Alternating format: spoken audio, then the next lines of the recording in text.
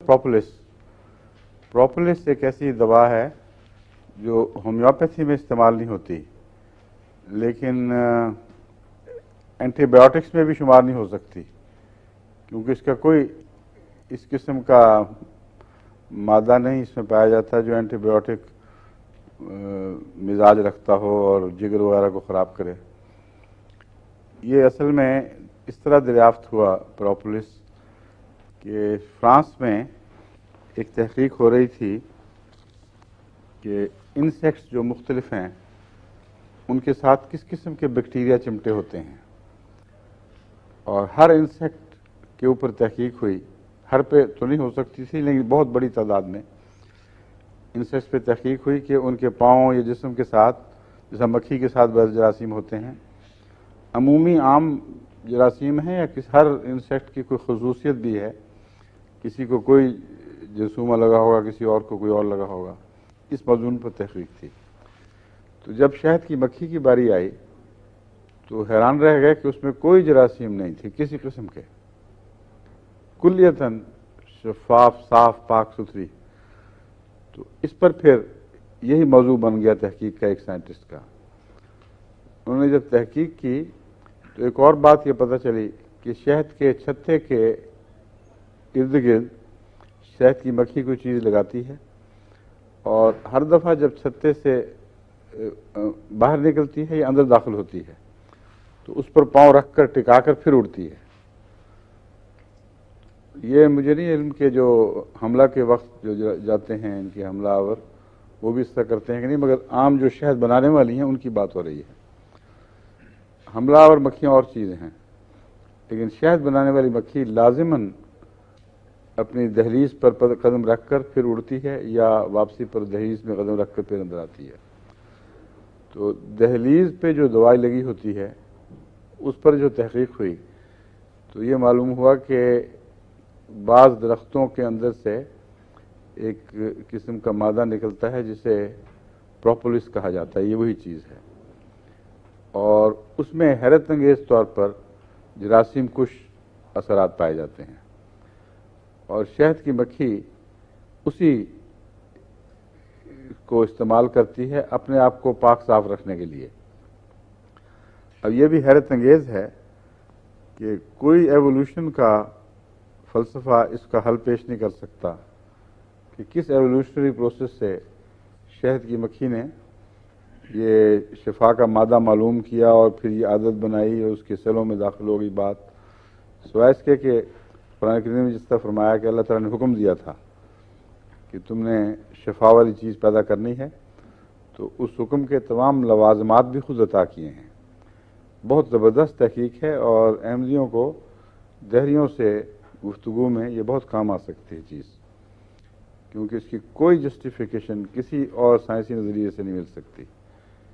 صرف ایک ہی مکھی ہے دنیا میں جو یہ کام کرتی ہے، اور اسی طرح کی ایک مکھی جو عام مکھی ہے وہ بیماریوں کا ذریعہ ہے، اور اس کے لیے وحی کا اس لفظ استعمال نہیں ہوا۔ تو مراد یہ ہے کہ وحی میں ہی شفا ہے اصل میں، یا شفا وحی کے بغیر ممکن نہیں۔ روحانی شفا ہو تب وحی کی ضرورت ہے، جسمانی شفا ہو تب وحی کی ضرورت ہے، اور اگر نہ ہو تو پھر وہ گن پہ منہ مارتی ہے، بالکل اپوزٹ مزاج بن جاتا ہے۔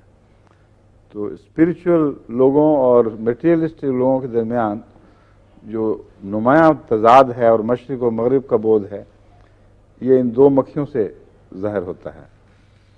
بہرحال پروپولس درختوں میں سے کوئی نکلنے والا مادہ ہے جس میں یہ شفا کا مادہ پایا جاتا ہے، وہ یہ لیتی ہے اپنے ہر چھتا جب بناتی ہے اس کے ارد گرد لیپ کرتی ہے اس کا، اور اس پر قدم رکھ کر اندر جاتی ہے، باہر نکلتے وقت قدم رکھتی ہے۔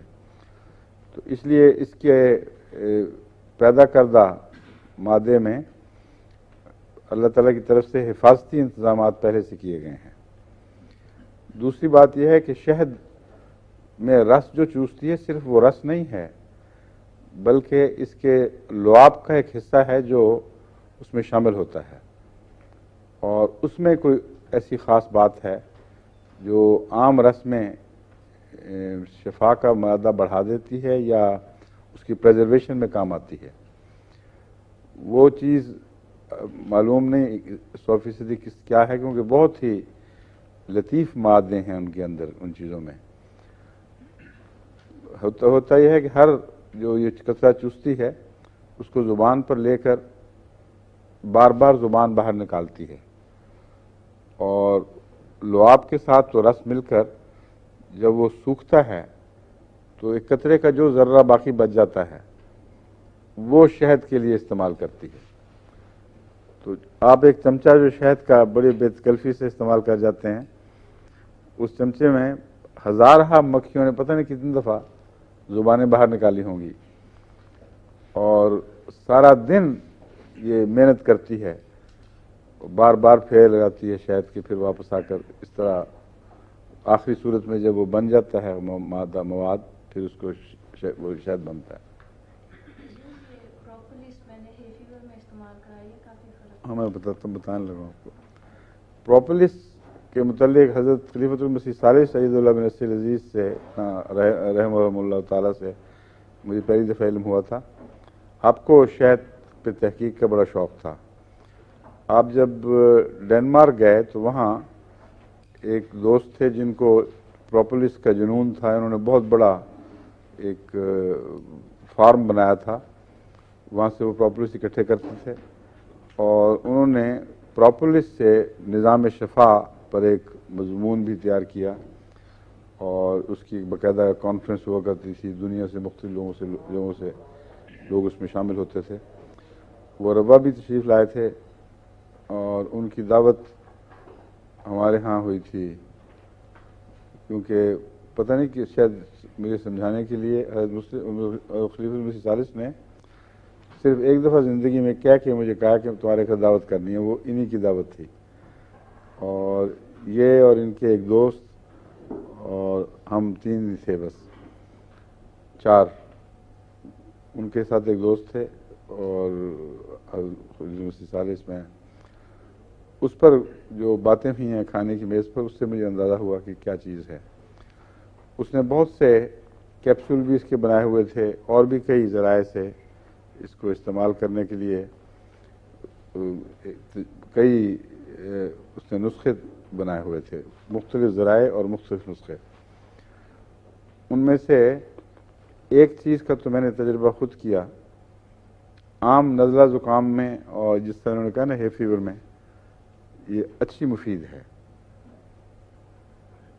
لیکن جو غیر معمولی تجربہ وہ یہ تھا کہ ایک میرا مریض آیا کرتا تھا ہومیوپیتھک دوا لینے کے لیے، جس کا ناک گل گیا تھا یہاں سے، اور اس کا تمام جگہ سے علاج ہو چکا تھا، طبی اور ایلوپیتھک، لیکن وہ بہت ہی خوفناک چیز تھی.